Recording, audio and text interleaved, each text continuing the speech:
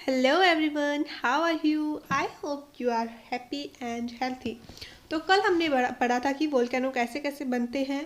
और आज हम पढ़ने वाले हैं कि वोल्केनो के टाइप्स कौन कौन से होते हैं, यानी कि कितने प्रकार के वोल्केनो होते हैं। तो चलिए स्टार्ट करते हैं। सबसे पहले हम बात करते हैं नेचर ऑफ इरप्शन के बारे में। उसके बाद हम बात करेंगे फ्रीक्वेंसी ऑफ इरप्शन के बारे में, और उसके बाद लैंडफॉर्म के आधार पर। ओके, तो नेचर ऑफ इरप्शन के आधार पर जो वोल्केन होते हैं वो दो प्रकार के होते हैं, फीजर एंड सेंट्रल। और इसके भी आगे अलग अलग पार्ट बांटे गए हैं। ओके, तो चलिए हम स्टार्ट करते हैं। सबसे पहले बात करते हैं उद्गार की प्रकृति के आधार पर। इसमें सबसे पहला कौन सा है? दरारी उद्गार। जब ज़मीन के अंदर दरार आ जाती है और उस दरार से वोल्केनो निकलते हैं तो उसको बोलते हैं दरारी उद्गार। ओके, जैसे जैसे आइसलैंड तुल्य ज्वालामुखी, जैसे आइसलैंड में ऐसे ज्वालामुखी होते हैं। और ये नोट याद रखिएगा आप कि लावा तीन प्रकार का होता है। कौन सा कौन सा? जो बेसाल्टिक लावा होता है वो क्षारीय प्रकृति का होता है। एंडेसाइट और रायोलाइट जो होता है वो अम्लीय प्रकृति का होता है। ओके, बेसाल्टिक क्षारीय प्रकृति का होता है, रायोलाइट अम्लीय प्रकृति का होता है, और जो एंडेसाइट होता है वो उदासीन होता है। ये तीन प्रकार के लावे होते हैं। ओके, इस प्रकार के ज्वालामुखी बिल्कुल भी विस्फोटक नहीं होते। देखो, दरार में से जो निकलते हैं ना ज्वालामुखी, वो विस्फोटक प्रकार के नहीं होते। वो धीरे धीरे निकलते रहते हैं, बस उसमें कोई विस्फोट नहीं होता। इसके अंतर्गत दरारों के माध्यम से बेसाल्टिक लावा बाहर आता है, जो क्षारीय प्रकृति का होने के कारण फैल जाता है। जो ज़मीन में दरार पड़ती है और उस दरार में से जो ज्वालामुखी निकलते हैं ना, उसके अंदर जो लावा होता है वो क्षारीय प्रकृति का होता है। ओके, इस प्रकार के ज्वालामुखी उद्गार के कारण पठारों का निर्माण होता है। अब जो क्षारीय प्रकृति का लावा होता है ना, वो निकलते ही फैल जाता है, और फैलने के कारण जो है पठारों का निर्माण होता है, ऊंचे ऊंचे पठारों का निर्माण होता है। ओके, जैसे एग्जाम्पल के रूप में दक्कन का पठार या दक्कन ट्रैप। सेकंड हम बात करते हैं केंद्रीय उद्गार उद्गार ज्वालामुखी के बारे में।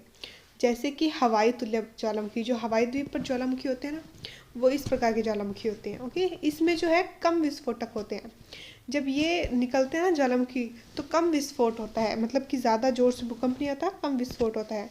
इस प्रकार के उद्गार के अंतर्गत इसमें भी क्षारीय लावा निकलता है, जो कम ऊंची व मंद ढाल वाली स्थलीय आकृति का निर्माण करता है। जो ऊंचाई में तो कम होती है, उसकी ढाल भी कम होती है।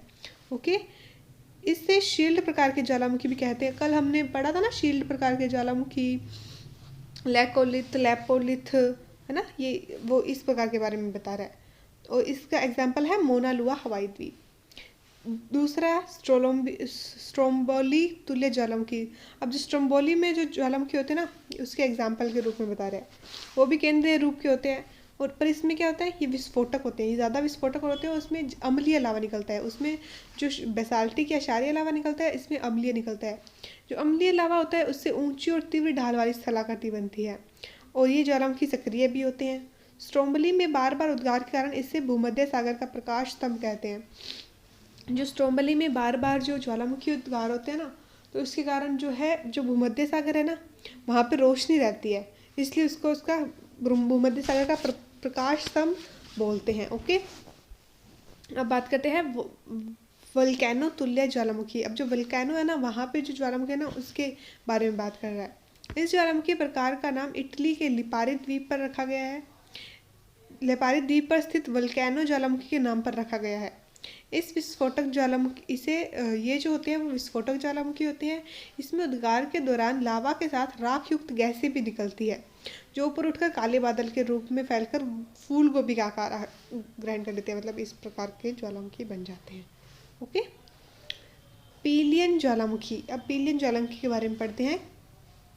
इस ज्वालामुखी का नाम कैरिबियन सागर के मार्टिनिक द्वीप पर स्थित पीली ज्वालामुखी पर्वत के आधार पर रखा गया है। इस प्रकार के ज्वालामुखी अत्यधिक विस्फोटक होते हैं। ये जो होते हैं वो बहुत ज़्यादा विस्फोटक होते हैं। ओके, इसमें उद्गार के दौरान लावा के साथ ज्वलन खंडीय पदार्थ भी निकलते हैं, जैसे राख, बम वगैरह वगैरह, जो हमने स्टार्टिंग में पढ़ा था। इस ज्वालाखंडीय पदार्थ का प्रवाह प्रारंभ हो जाता है, जो ढाल के सहारे फैल जाता है। ये प्रवाह ढाल के सहारे ऐसे फैलता रहता है और ऐसे शंकु की आकृति बना लेते हैं। ओके, अब बात करते हैं प्लीनियन प्लीनियन ज्वालामुखी के बारे में। इस ज्वालामुखी का नाम रोमन विद्वान प्लिनी के नाम पर रखा गया है। ओके, इसकी मृत्यु सन 79 में विसुवियस ज्वालामुखी में हुए उद्गार के कारण हुई थी। ये ज्वालामुखी के बारे में खोज करता था और इसकी मृत्यु भी ज्वालामुखी उद्गार के कारण ही हुई थी, क्योंकि यहाँ पे कोई खोज करने गया होगा ये ज्वालामुखी के पास और वहाँ पे वो फट गया होगा शायद, पक्का नहीं मिलता मुझे। इस प्रकार के ज्वालामुखी अत्यधिक विस्फोटक होते हैं तथा इसमें गैसों की तीव्रता बहुत अधिक होती है। ये जो होते हैं बहुत ज़्यादा विस्फोटक होते हैं, विनाशकारी होते हैं और इसमें गैसें भी बहुत ज़्यादा निकलती है। गैसों की तीव्रता अधिक होने के कारण गैसें ऊपर उठकर समताप मंडल तक पहुंच जाती है। जो पृथ्वी के ऊपर वायुमंडल में जो अलग अलग मंडल होते हैं ना, इनके बारे में हम आगे पढ़ेंगे। शोभ मंडल, समताप मंडल, मध्य मंडल, आयन मंडल और बहिर्मंडल। तो ये शोभ मंडल होता है और इसके बाद जो समताप मंडल होता है ना, यहाँ तक पहुँच जाती है इसकी गैसें। और ये ज्वालामुखी जो होते हैं वो अत्यधिक विनाशकारी होते हैं। ओके, अब बात करते हैं हम सक्रियता के आधार पर ज्वालामुखी। सबसे पहले हमने किसके आधार पर पढ़े थे? सबसे पहले हमने पढ़े थे, तो सबसे पहले हमने उद्गार की प्रकृति के आधार पर पढ़ा था और अब हम पढ़ते हैं सक्रियता के आधार पर। ओके, सबसे पहले इसमें आता है सक्रिय ज्वालामुखी, जो सक्रिय रहते हैं और बार बार फटते होते हैं। ठीक है, इस प्रकार के ज्वालामुखी में बार बार उद्गार होते रहते हैं, जैसे कि इटली का स्ट्रोम्बोली ज्वालामुखी, भारत का बैरन आइसलैंड में जो ज्वालामुखी है वो, और साउथ अमेरिका का कोटोपैक्सी। दूसरा है सुषुप्त ज्वालामुखी, ऐसे ज्वालामुखी जिनमें कई वर्षों से उद्गार नहीं हुए परंतु भविष्य में इसमें उद्गार होने की संभावना है, जैसे कि इटली का वेसुवायस और भारत का नैरोकैंडम आइसलैंड। ओके, तीसरे है मृत ज्वालामुखी, जो ना तो हजारों वर्षों से कोई जिसमें उद्गार हुआ है और ना ही भविष्य में इनमें उद्गार होने की कोई संभावना है, जैसे कि अकोंकागुआ जो साउथ अमेरिका में है। तीसरे प्रकार के ज्वालामुखी जो है वो स्थलाकृति के आधार पर, मतलब कि वो उद्गार होने के बाद में जिस प्रकार की आकृति बनाते हैं ना, उस प्रकार उसके आधार पर विभाजन किया गया है। ओके, इसमें पहला है शील ज्वालामुखी। इस प्रकार के ज्वालामुखी कम विस्फोटक होते हैं, इसमें क्षारीय लावा बाहर निकलता है और नलिका में जल प्रवेश करने से यह ज्वालामुखी विस्फोटक हो जाते हैं। जब जो है, जैसे इसमें जो ज्वालामुखी, जैसे नीचे लावा है मान लो, इससे बनाते हैं, जैसे मान लो ये पहाड़ है और नीचे जो है लावा है, ठीक है, तो यहाँ पे जो है, जो बारिश आती है ना, जब मान लो बादल है, ये बारिश आई तो बारिश के कारण इसमें पानी भर गया, तो यहाँ तक पानी आते आते यहाँ से मिला और इसके कारण ये लावा ऊपर उठा और ये फट गया।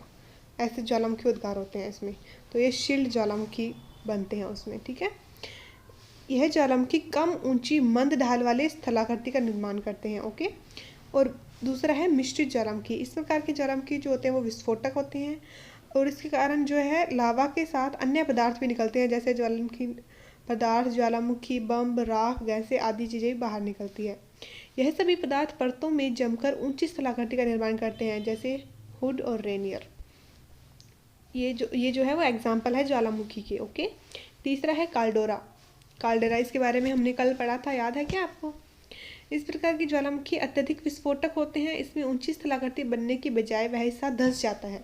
इसमें जो है, वैसे तो ज्वालामुखी बनते हैं ऐसे ऊंची ऊंची आकृतियाँ बनती है, पर इसमें क्या होता है, इसमें जो जगह है वो धंस जाती है, नीचे ज़मीन में बैठ जाती है। ओके, तो इसको बोलते हैं काल्डोरा।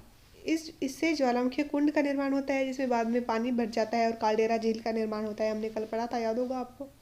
यह ज्वालामुखी दर्शाता है कि मैग्मा के भंडार सतह के पास स्थित है और विशाल है। एग्जाम्पल जैसे जापान का आसो काल्डेरा। चौथा है बसाल्ट प्रवाह क्षेत्र ज्वालामुखी। इस प्रकार के ज्वालामुखी बिल्कुल भी विस्फोटक नहीं होते हैं, इसमें दरारी उद्गार के माध्यम से बेसाल्टिक लावा बाहर आता है और जो बहुत बड़े क्षेत्र में फैलकर पठार का निर्माण कर लेता है। यह आइसलैंड तुल्य ज्वालामुखी जैसा ही होता है, जैसे कि दक्कन का पठार। ओके, अब हम बात करते हैं मध्य महासागरीय कटक ज्वालामुखी। यह ज्वालामुखी जो होते हैं वो निम्न तीव्रता के होते हैं और यह अपसारी प्लेट किनारों पर आते हैं। इनके अंतर्गत महासागरीय क्षेत्र में कटक का निर्माण होता है, जैसे कि मध्य अटलांटिक कटक। ओके, अब बात करते हैं कि ज्वालामुखी के प्रभाव क्या होते हैं। देखो, ज्वालामुखी के प्रभाव सिर्फ बुरे ही नहीं होते, अच्छे प्रभाव भी होते हैं। हम पहले सकारात्मक प्रभाव के बारे में पढ़ेंगे, उसके बाद नकारात्मक प्रभाव के पढ़ेंगे। नकारात्मक तो आपको पता ही होगा क्या क्या होते हैं, जान माल की हानि होती है, इतने लोगों को नुकसान होता है, भूकंप आते हैं, है ना। पहले हम सकारात्मक प्रभाव के बारे में भी पढ़ते हैं क्या सकारात्मक प्रभाव होते हैं? पहला है कि ज्वालामुखी पृथ्वी में बनने वाले अतिरिक्त दाब को मुक्त करते हैं। ये सुरक्षा वॉल्व की तरह कार्य करते हैं। जो ज्वालामुखी होते हैं, पृथ्वी के अंदर बहुत ज़्यादा दाब बन जाता है तो ये फटते हैं और पृथ्वी से अत्यधिक गैस बाहर निकाल देते हैं, जिससे उसका दाब कम हो जाता है। ओके। और सेकंड सकारात्मकता क्या है कि ज्वालामुखी क्रियाएं पृथ्वी के आंतरिक संरचना के अध्ययन में सहायक होती है। देखो, जो ये साइंटिस्ट होते हैं ना, ये पृथ्वी के अंदर के बारे में कैसे पता लगाते हैं कि पृथ्वी के अंदर क्या क्या है, क्योंकि पृथ्वी के नीचे तो हम जा नहीं सकते क्योंकि वहाँ पर टेम्परेचर बहुत ज़्यादा है। तो जो लावा बाहर आता है ना, इसके साथ एक्सपेरिमेंट करके इसमें खोज करके देखा जाता है कि पृथ्वी के अंदर क्या क्या है, तो उन्हें इससे बहुत सहायता मिलती है। ओके। तीसरा है कि ज्वालामुखी द्वारा चट्टानों का निर्माण होता है, जो खनिजों का प्रमुख स्रोत होती है। ज्वालामुखी से चट्टानों का निर्माण होता है, पठारों का निर्माण होता है, जो खनिज इसी से खनिज बनते हैं, जैसे कि ग्रेनाइट, ग्रेफाइट और ये चूना पत्थर, ये सब ये खनिज चट्टानों से तो बनते हैं ना। चौथा जो है इसका एग्जाम्पल वो है बसाल्टिक लावा से काली मृदा का निर्माण होता है। जो क्षारीय लावा निकलता है ना, उससे जो है काली मृदा का निर्माण होता है, जो कपास की खेती के लिए बहुत उपयोगी है। ठीक है। पांचवा है कि ज्वालामुखी या भाप का उपयोग भूतापीय ऊर्जा के निर्माण के लिए किया जाता है। ज्वालामुखी से जो है ऊर्जा भी बनाई जाती है, जो उससे जो गर्म भाप निकलती है ना, उससे भूतापीय ऊर्जा बनती है। ओके। और छठा है ज्वालामुखी क्षेत्रों से निकलने वाला गर्म जल गंधक युक्त होता है, जो चर्म रोगों के इलाज में सहायक होता है। और ये जो गर्म जल निकलता है वो चर्म रोगों का इलाज करता है, मतलब इसको मेडिसिन के रूप में भी यूज़ किया जाता है। और जो सातवां सकारात्मक प्रभाव है वो है ज्वालामुखी क्रियाओं द्वारा विभिन्न स्थलाकृतियाँ बनती है, जैसे द्वीप बनती हैं, झीलें बनती है, पठार बनते हैं, पहाड़ भी बनते हैं। ओके। अब देखते हैं कि इसके नकारात्मक प्रभाव क्या है। हमें पता ही है जान माल की हानि होती है, पहली बात तो ये। दूसरा, गैसों के उत्सर्जन से वायुमंडल प्रदूषित हो जाता है बहुत ज़्यादा, जिसके कारण जो बारिश होती है वो भी अम्लीय होती है, प्रदूषित होती है। तीसरा है बसाल्ट ज्वालामुखी से कृषि और अन्य क्षेत्र नष्ट हो जाते हैं। जो ज्वालामुखी फटता है तो जो है जगह जो है वहाँ पे ख़राब हो जाती है, वहाँ पे कृषि नहीं कर पाते, क्योंकि मैग्मा इकट्ठा हो जाता, जो लावा इकट्ठा हो जाता है, उसके कारण वो धीरे धीरे ठंडा होता है ना। और चौथा जो है नुकसान वो है महासागरीय क्षेत्रों के उद्गार के कारण जलीय जीवों को बहुत बहुत नाश होता है, उनका बहुत डेंजर में आ जाता है, वो बहुत मरते हैं। ओके। क्योंकि मछलियाँ, मगरमच्छ, ये व्हेल, ये सब मर जाते हैं, क्योंकि जब ज्वालामुखी फटता है वो कितना ज़्यादा गर्म होता है, तो इसके कारण इन सब की डेथ हो जाती है। पांचवा जो है ज्वालामुखी के कारण भूकंप होते हैं। अब हम देखते हैं कि ज्वालामुखी का वितरण कहाँ कहाँ है।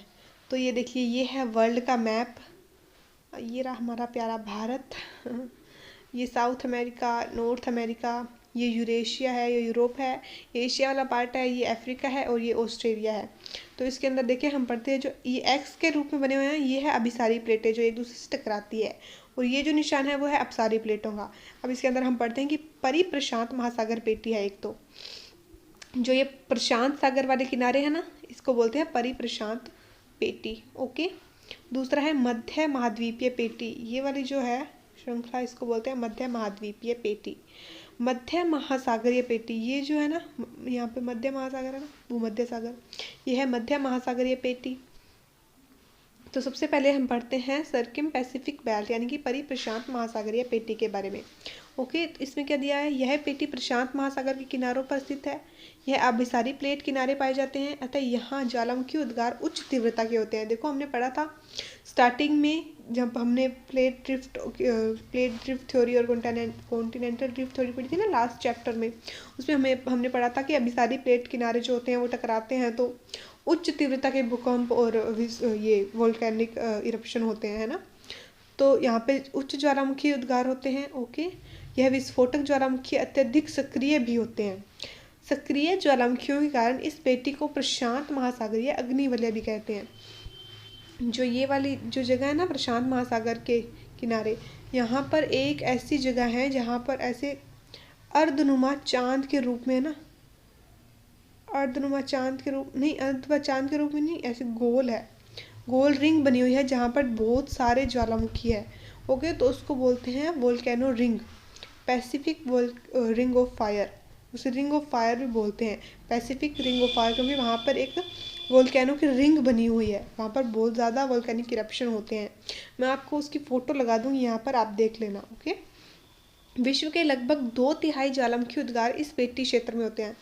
पूरी दुनिया के 2/3 ज्वालामुखी इरप्शन जो होते हैं, वोल्केनिक इरप्शन, वो इसी पेटी में होते हैं। मतलब यहाँ पर बहुत ज़्यादा वोल्केनिक इरप्शन होते हैं। इस पेटी क्षेत्र में साउथ अमेरिका यानी कि दक्षिण अमेरिका को ज्वालामुखी चोटियाँ जैसे कोटोपैक्सी, ओकांकागुआ, चिम्ब्रांजो, उत्तरी अमेरिका की ज्वालामुखी चोटियाँ जैसे हुड, रेनियर, शास्ता, जापान का फ्यूजिनामा, फिलीपींस का माउंट ताल सम्मिलित है। ये सारे जो है वोल्केनो वो इसी श्रेणी में आते हैं। बात करते हैं मिड कॉन्टिनेंटल बेल्ट के बारे में। यह पेटी महाद्वीपीय प्लेटों के बीच स्थित अभिसारी प्लेट किनारों में पाई जाती है और अभिसारी प्लेट किनारे होने के कारण यहाँ पर भीषण ज्वालामुखी उद्गार भी होते हैं। इस क्षेत्र में इंडो ऑस्ट्रेलियन प्लेट तथा बर्मा प्लेट व यूरेशियन प्लेट और अफ्रीकन प्लेट का अभिसरण होता है। ये चारों प्लेट इसके अंतर्गत आती है। इस पेटी क्षेत्र में बहुत सक्रिय ज्वालामुखी होते हैं और स्ट्रोम्बली जैसे भूमध्य सागर का प्रकाश स्तंभ कहते हैं।